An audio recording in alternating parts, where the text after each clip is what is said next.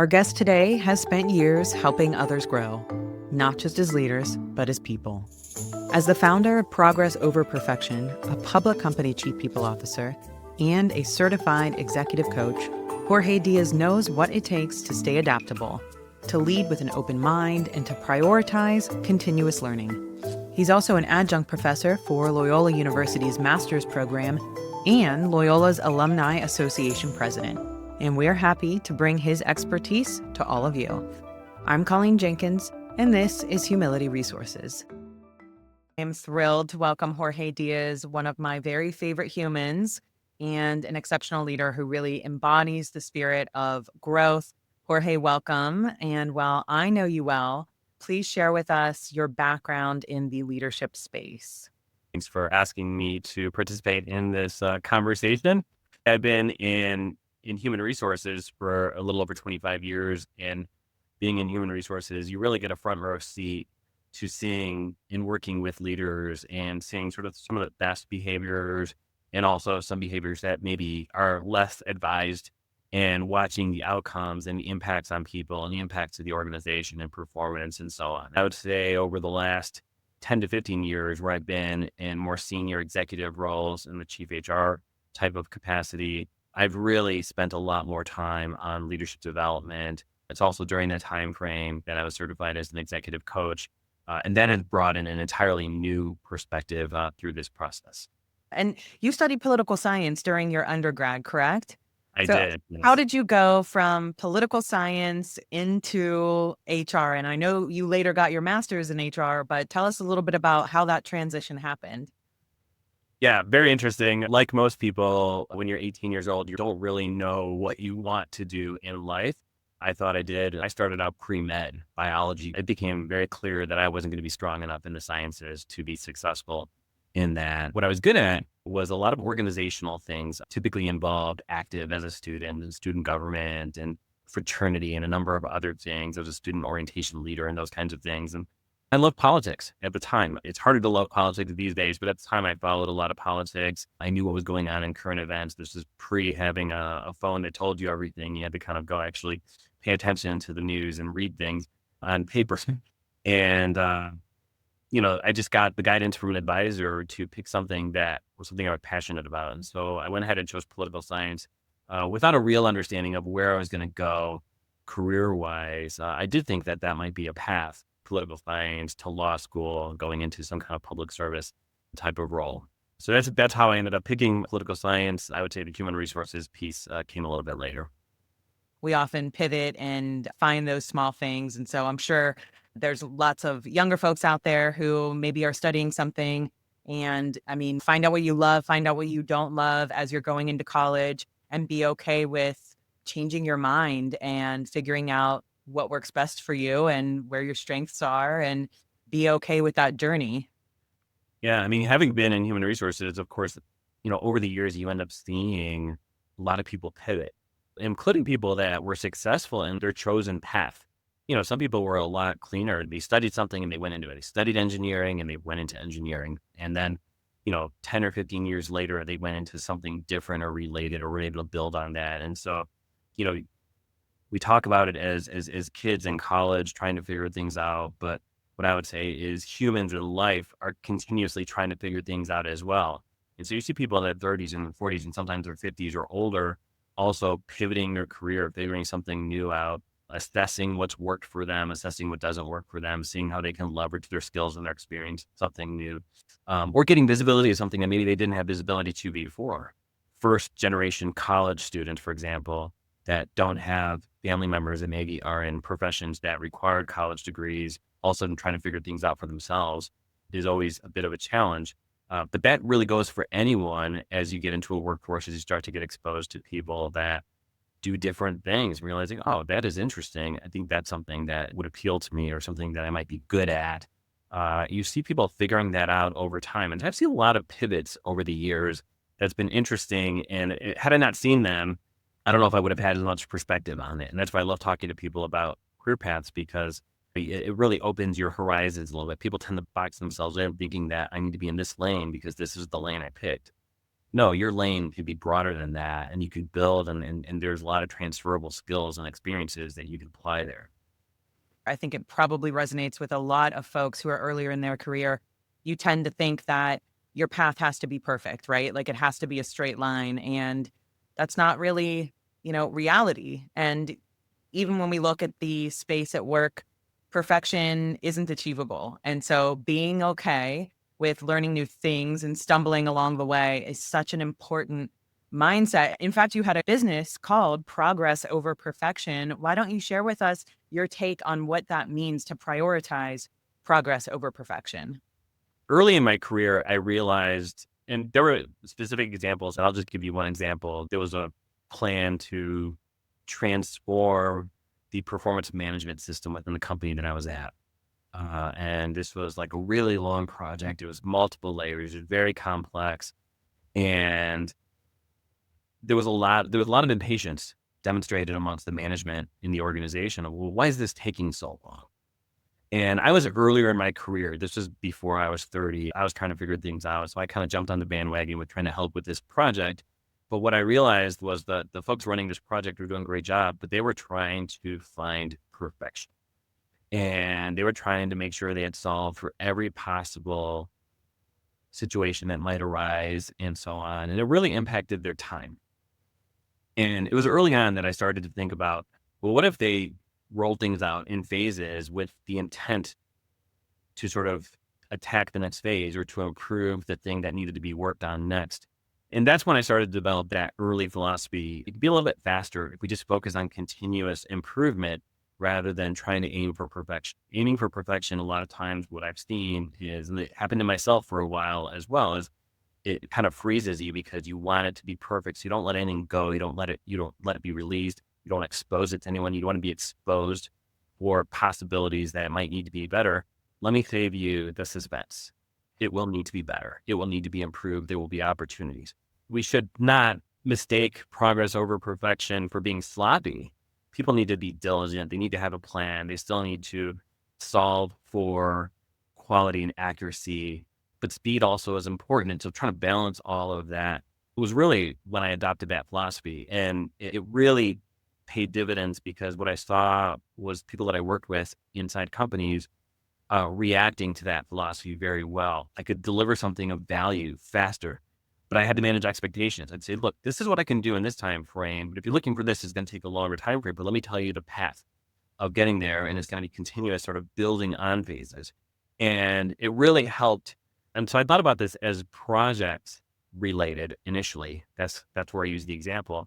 What I started to see is humans that operate with this perfection mentality, not giving themselves the grace and the patience to allow for improvement.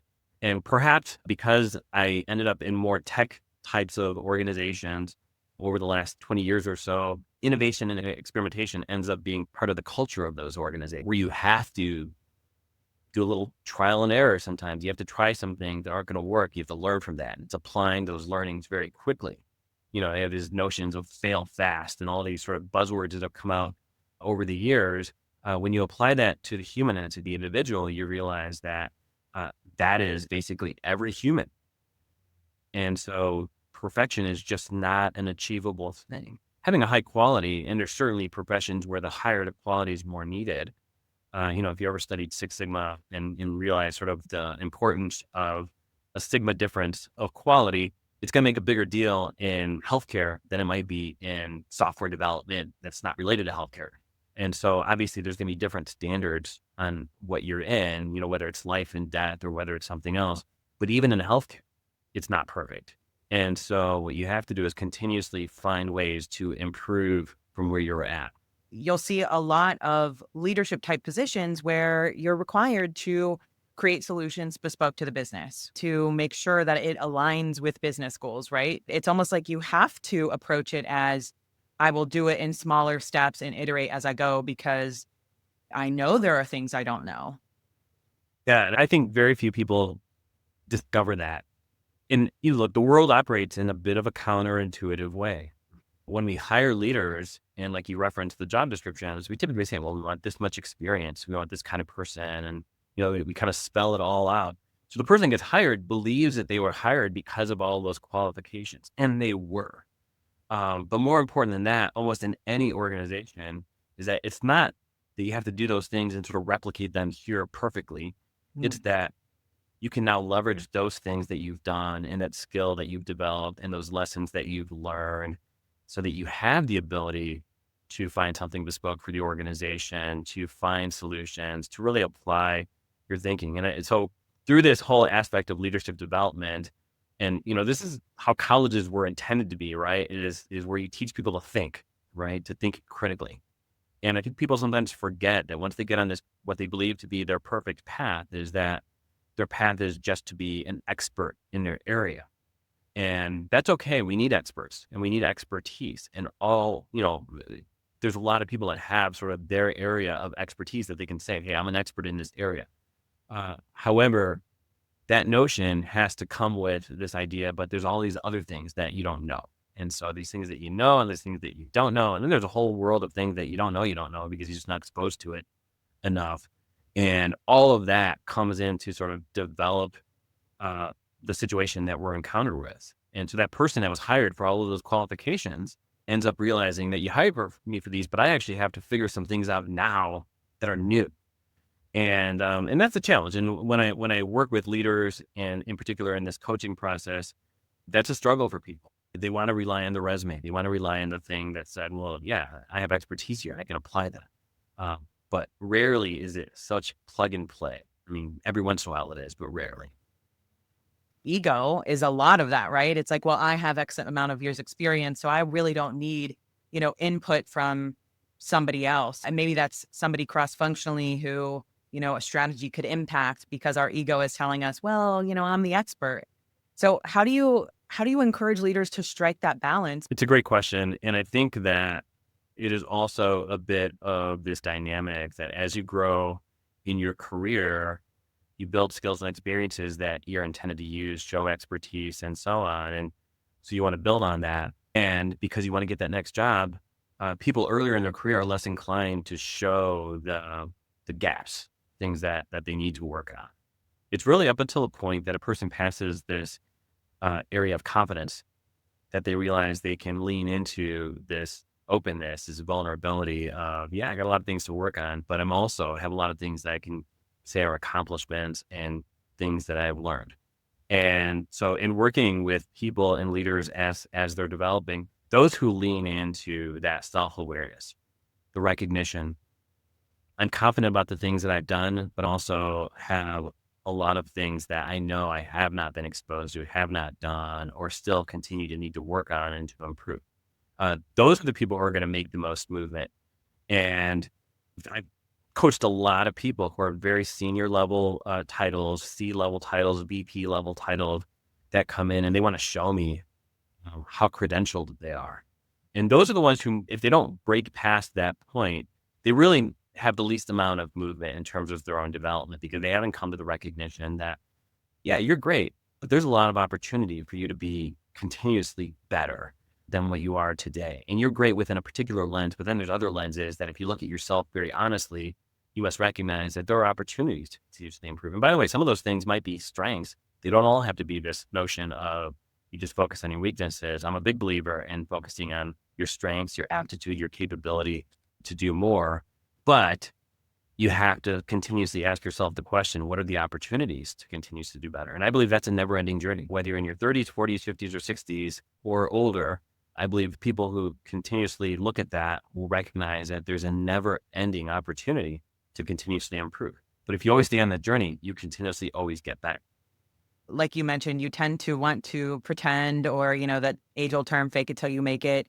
You want to look like you have all the answers, but when somebody emulates that they know everything, it actually does the opposite, right? I've seen some coaches who talk about being confident about not knowing things, and showing your vulnerabilities doesn't have to be done in a weak way. It can be done in a very strong way, right? Like Mm. going into a meeting and just confidently saying, oh, I actually don't know much about this topic. And that's something I've seen you do before. And man, it really opens up your eyes to say, wow, that is totally okay. And it makes people look more professional and quite frankly, more human, right? Because we can't have all the answers.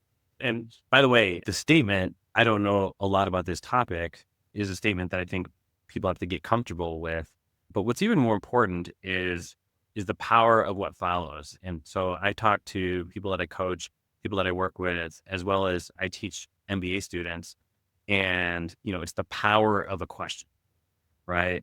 Take two examples, right? The person that comes in that knows it all comes into the room and say like, well, I know how to solve this issue. Yep, I know it. I've done this, been around this path, seen this movie before, however they want to say it. You've seen people that come in like that versus the person that sits back and says, let me ask a few questions. And they ask these very open ended, very curious questions because they're trying to learn more about the problem. And so I would say that is a sign of brilliance, is the person who can observe and then ask more questions before they might opine on the situation. It doesn't mean that they don't have a perspective. It doesn't mean that they might not have an opinion or a bias in the situation, but really asking to get as much information. And so that's where I think people have to really be comfortable in asking good questions, not just in a group setting like that, but asking good questions of themselves. Like, what could I have done differently to have influenced the outcome of that particular thing, event, experience, interaction, whatever? That's such a good segue into my next question, which is how does critical thinking fit into this balance that we have to strike at work? I think critical thinkers are folks who are constantly looking for, and it's taken me a while to figure this out, right? I probably earlier in my career, I thought I had developed some expertise. And when people came and talked to me about the career, I would tell them, well, let me tell you what I think you need to do. And doesn't mean I don't have a perspective on what people should do or what I think they should do, but that's my perspective. And rarely do you know sort of the other circumstances of their situation. And so critical thinking has allowed me to really break down things and looking at it from different perspectives. By the way, being in human resources and in an environment where if you work in any type of company that has a broad population, especially multicultural, multinational, multi-state, if you're US based, South versus North, East versus West, you can find different cultural nuances, not to mention just the diversity of people, that everyone has a different perspectives. Chances are your organization is pretty split in terms of how they view things politically, how they consume news, what their family dynamics are, what their values and cultural perspectives are, and so on. And so I would say it's the role of being in human resources, recognizing that you're trying to do something where a lot of different people should all work towards a particular outcome or set of outcomes within an organization. And I think that's really helped me to hone that critical thinking, because I'm always thinking about, well, what if someone thinks about it differently than me? I can really dig in and say, no, I'm right. Or I could say, yeah, I have my perspective. Maybe I believe in my perspective, but let me try and understand someone else's perspective as well. And the leaders that I've seen do that really well are the leaders that have been most successful. I've seen people be successful in one particular situation, and then I see them be less successful in a different situation, or vice versa, because the conditions are different. And it takes that person to adapt, but it also takes the organization to sort of recognize that opportunity to adapt as well around that person. And that's why it can never be just one way. A leader who says it's got to be my way, chances are isn't going to have the same outcomes as I got this team of people and let me make adjustments to kind of fit that team of people. I think that applied, by the way, in sports as much as it does in business. And if somebody doesn't shine in a particular area, our ego immediately goes to this place of judgment, right? Humans will be humans. And so I do say that that judgment will likely happen because it's a human thing. And so the reaction, the thing from your lens exists in the moment. And it's hard to not be human. You will be human. So I don't think we should set ourselves up to think that it's not going to happen. I think it's more applying these questions that you can apply to yourself, like being sort of thoughtful and reflective of whatever situation you're encountering can be really helpful, because sometimes you're like, is there something that I could have done differently? And why is this person taking it this way? And why am I taking it this way? Everyone has their own sort of way of reflecting. Some people write journals and some people just think through it, think about it when they're, jogging or whatever. I do think it's important to spend some time thinking about the engagement with other people and also your own reactions. Like, well, why was I so triggered by that person? Why was I so judgmental of that situation? that process. It's not immediate because in the heat of a moment, when you're impacted, triggered by something, you're like, oh my God, I can't believe that person is behaving that way. But if you ask some questions, it's like, well, why might they be behaving that way? And you may not know the answer. It's really not fair for you to try and come up with the conclusion. But if you ask those questions, those kinds of questions, and are open to the potential outcomes of those questions, chances are you'll consider some different paths at times. And it just helps you learn and maybe be a little bit more graceful the next time you might be in that same situation. I think that it's important, especially for younger folks who may not see those things as prevalent, especially on social media. Even those experts you see, they do need to reflect and they do need to take a step back and think, what could I have done better in order to continue evolving? What skills or mindsets would you say are essential for leaders to develop in order to make truly informed decisions at work and drive meaningful progress? And maybe we've covered some of them already.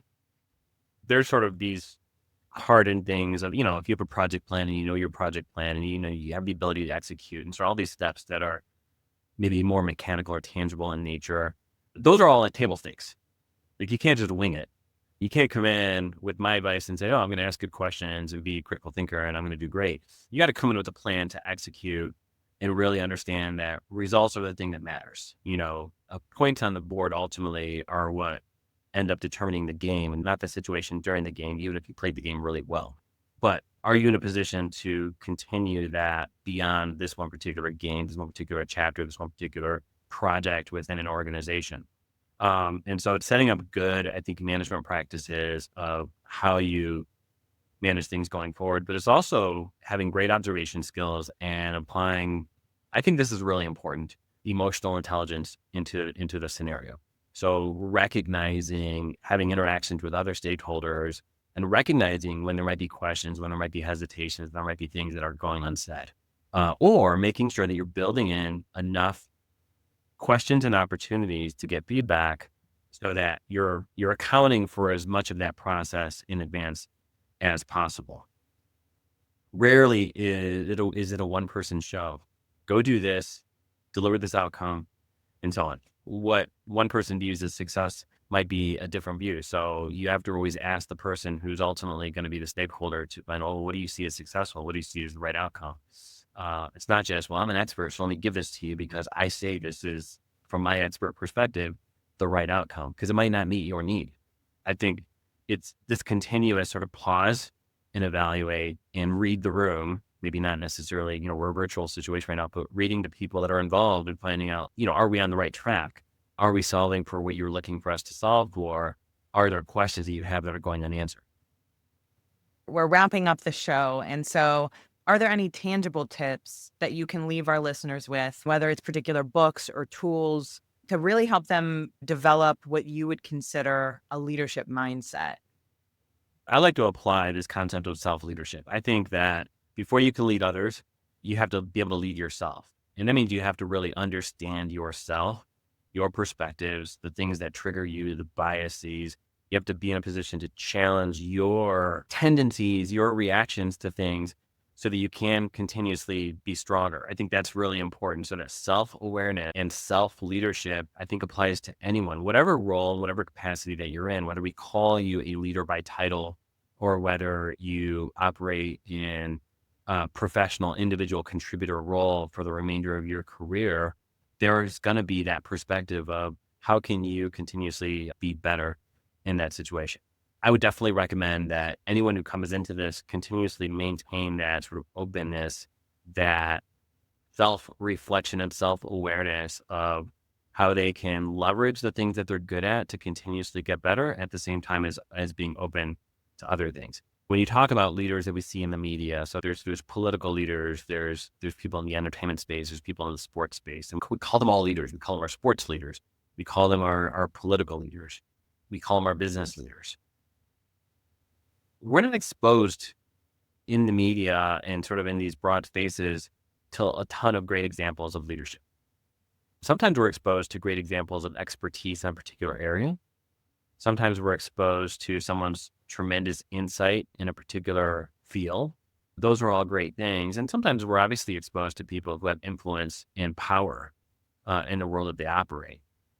But rarely do you see, for example, our political leaders coming in and showing like, oh, there's a bunch of things I don't know that I'm going to go ahead and try and figure out. I assure you that that's why staffs exist. That's why people rely on their support system to try and make sure that they have as much information as possible. And hopefully they're leveraging that behind the scenes. And what we're seeing is the outcome of someone coming in confident. But I think if you look in the world and evaluating and really trying to glean, best practices, but also trying to see the things that might be less effective amongst others, and then applying the question to, is this something that I could try for myself? I think is a very good ongoing thing to do. We tend to label good leaders and bad leaders. And I used to do it myself. And what I found is there are not good leaders and bad leaders, because even the people that I would regard as bad leaders had some really good traits. And even the people that I would regard as good leaders had some traits that were less effective. And perhaps the effectiveness changed based on their situation, company, dynamic, and team. And so I think when you continuously kind of watch what other people do and see your own effectiveness at the same time through self-awareness and try and like take little things that you can maybe work on. There was an author of a book that I was in a conference once, and he said, try it on and see if it fits you. Try, be something that someone does and try it on and see if it fits you. And maybe it doesn't. It might not work for everyone. There's some person you might say that person's great at doing that, and when you try it, you fail horribly in that same situation. But now you know that doesn't work for you. It worked for them. Maybe you try something a little bit different. I think it's just constantly attacking life and experimentation, but then always understanding what are the lessons that you've learned. Like if you can't apply a lesson, then yeah, you're not making progress. The key part of progress over perfection is that you're actually making progress, and that is tangible progress that you can describe, that you can measure, if possible, that you can understand what lessons you've applied. It's not just saying it's progress over perfection to get you off the hook for not delivering something that was more perfect in the end. So I think having that mindset and mentality, I think will help people as they approach their own career or their own leadership path, even if it's self-leadership as their primary focus. Amazing. Jorge, it's always a pleasure. I appreciate your time. I always learn something new whenever we connect, and I often reflect on it as well and pull it apart later. So I really appreciate you, everything you've shared today, and I want to thank you for being on the show. Thanks, Colleen. Thanks for including me. Really excited to be part of the conversation. I appreciate your comments. And of course, I always enjoy these conversations with you.